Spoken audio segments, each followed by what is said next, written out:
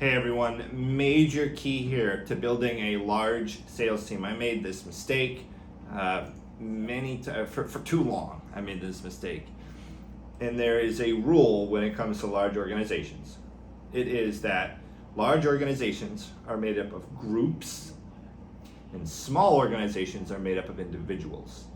So for as long as you violate that law, the law, as long as you violate that law, you will remain small. What I mean by that is if you try to be the chief over 100 Indians, you're going to stay small. It's not going to work. It's going to collapse at some point. Kind of the reason why that the government political system where there's like one chief and a bunch of Indians, why that collapses, right? Like a tyranny. So when you have one person and you have a ton of people underneath you, first of all, no one's going to feel intimate enough to be able to approach you in a way where they can bring up their concerns, their questions, their comments. They're going to feel like you're this pressure power in place that's intimidating to them. And your time's going to be spread so thin that you can't put it into developing people in the right way. So you must promote people to leadership or management positions in order to grow. You have to do it. The reason why that is the case is because those people that you promote to a leadership position over others will have that more intimate connection with that group of people. They're going to be able to approach them with questions, concerns, maybe things that they don't like, things that they have conflict with, whereas they may not feel as comfortable approaching you about it because you are like the head honcho in charge of so many people.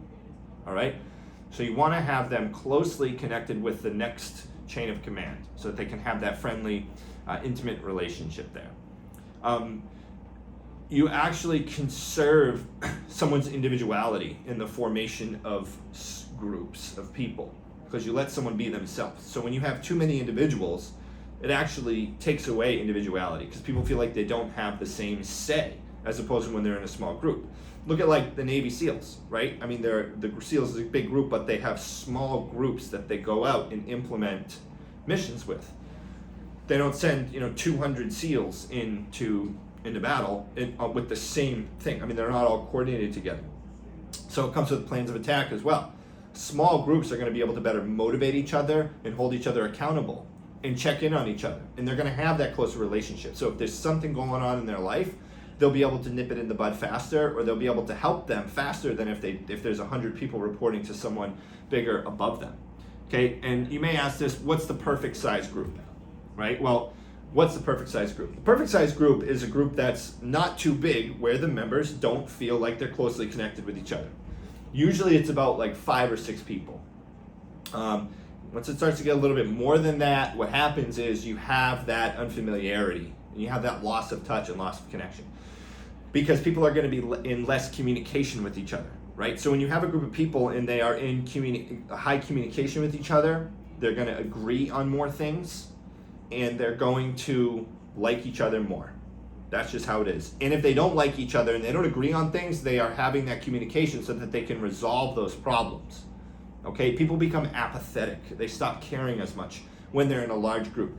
I mean, a super large group. I learned this. It took me too long to learn this, and I should have known right away because it was so easy for me to get to 5, 6, 7 people, and then to go above that, it was just like hammer and hammer and hammer and hammer and pound it, and I'll do it. I'll hit my head on the wall till it breaks, and it started to break. But once you get someone in that leadership position, it makes it so much easier to grow and scale because those people are going to work more. They're going to feel like they're part of something. They're going to feel involved and engaged. Now, also, you have way too much communication coming your way when it's just you and a ton of people under you. So everybody is going to have problems with their sales, their questions about their presentation. They're going to need training.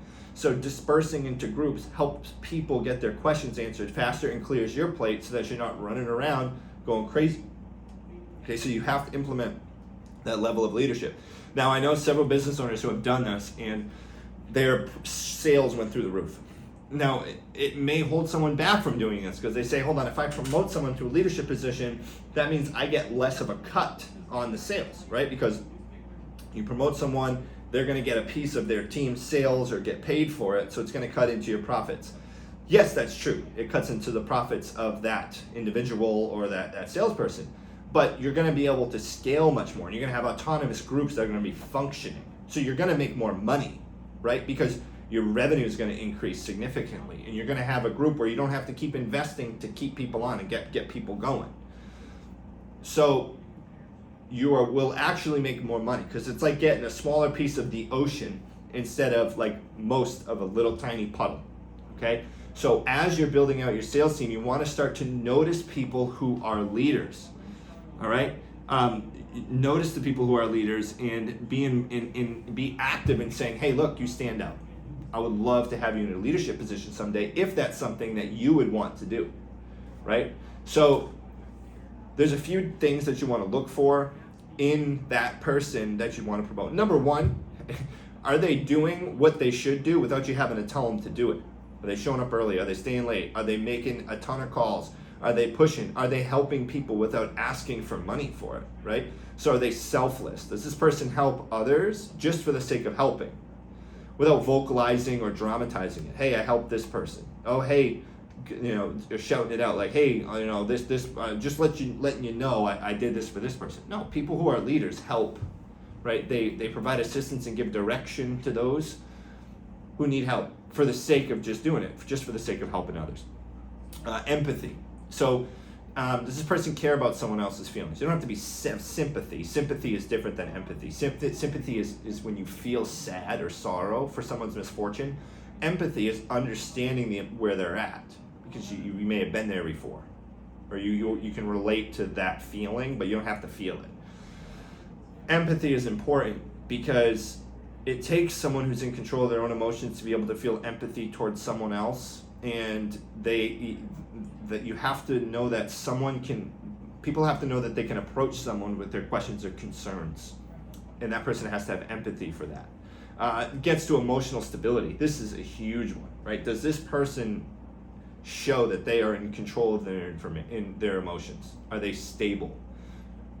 A big way to test this is if you're in sales, and your sales team's going to get bad news sometimes about sales. They're going to go through a sale, they're going to lose a sale, they're going to miss something.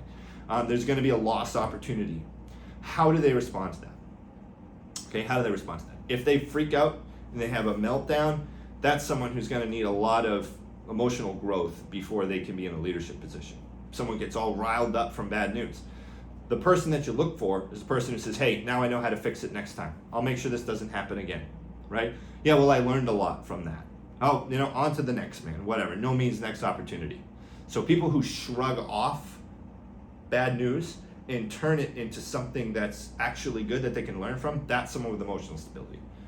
And you may be thinking of someone in your sales organization right now who displays that. You also may be thinking of someone who doesn't display it. It doesn't mean there's no hope for them. It just means that they're going to need some guidance and assistance and support on how to remain stable. Consistency. So does this person show up consistently? Do they show up daily? Are they there for themselves? If they're not there for themselves, they're not going to be there for other people. You can't promote someone into being responsible. It's not going to happen. Responsible leaders were leaders before they were followers before they were leaders, right? They showed up for themselves and for someone else before they expect other people to show up for them. All right, so they have to be consistent. They showing up early. I don't care how talented someone is. You can have the best salesperson in the world. That doesn't mean they're going to be a good sales manager. It does not mean they're going to be a good sales manager. There are plenty of great sales managers who are good at sales. And inherently, to be a sales manager, you have to be pretty good at sales. You have to know your stuff. But just because someone's really good at sales does not mean that they're going to be a good sales manager. All right? You got to make sure someone's there. They're consistent. I would rather have someone who's 50% good at sales, but shows up every day and is there for themselves and shows that they can be there for other people, than someone who is rock star salesperson but isn't there and isn't consistent, and that you feel they can't be relied on. Someone can be a leader in your organization if you feel comfortable asking them to do something and you know they're going to get it done, without asking why you're asking them to do that, without asking all these other questions, without saying, this is going to, right? So you want to look for those leaders as you're building your team, because if you want to scale, you have to have some sort of system underneath you of executives who are going to lead other people. Now, as a senior and as leader, you got to where you are because you are better than most people at it, and you're more stable, you're more consistent. You want to look for those same traits in other people. You want to look for the attitude, and you want to make sure that someone is someone that someone can look up to, that someone else can look up to. So remember, as you're building your sales organization and your sales team, you want to promote. And if you have a group, say of 6 people, there's one leader with 5 other people, make sure that they look for like a deputy in that group too. That can be like the demi leader, right? Like the person just next to them, the right-hand person of the group, because they're going to want to be engaged in, and people are going to want to be engaged and involved with that person too. It can help a lot with training as well, because if you have large groups, it's like the large classroom, right? People pay a ton of money to have their kids go to schools in small classrooms. Why? Because they're in better communication with your teacher. Think of it back in the day when you went to college, right? If you went to college, I went to college, and there was some of our lectures, there was like 250 people. It was kind of intimidating to go up and ask the professor for help on something. It's like, whoa, I'm like this like ant in the colony, and I gotta go ask the queen bee or the queen a question, and I don't know how they're gonna respond to me.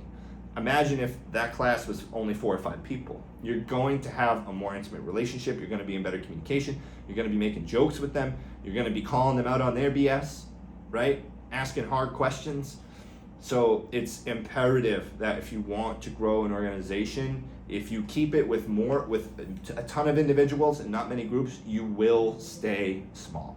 To grow, you have to have groups. And it's not an income sacrifice to do that, guys. It's not an income in women. It's not an income sacrifice to do that.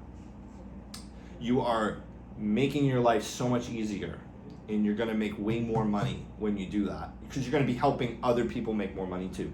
When you have a ton of people and there's just a few people there, like when you have a ton of people and there's just a few people at the top, I'm telling you, the people at the bottom, they feel overworked, they feel overburdened. They're going to be given a task or an assignment. They're going to feel anxious about approaching you and asking you on how to handle that. And they're going to feel like things you ask them to do are more like dictator type direction than small group, hey, please do this for me, help me out, do me this favor.